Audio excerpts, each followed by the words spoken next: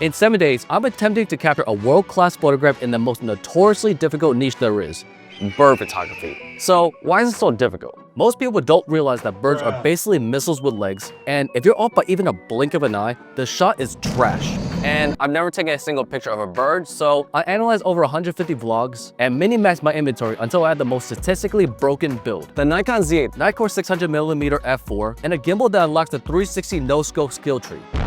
Day 1. Spawn camp these birds, farm as much XP as possible, and practice my tracking mechanics. I don't expect to have anything worth keeping.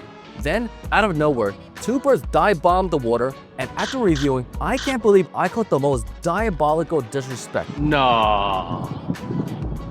That's crazy, man.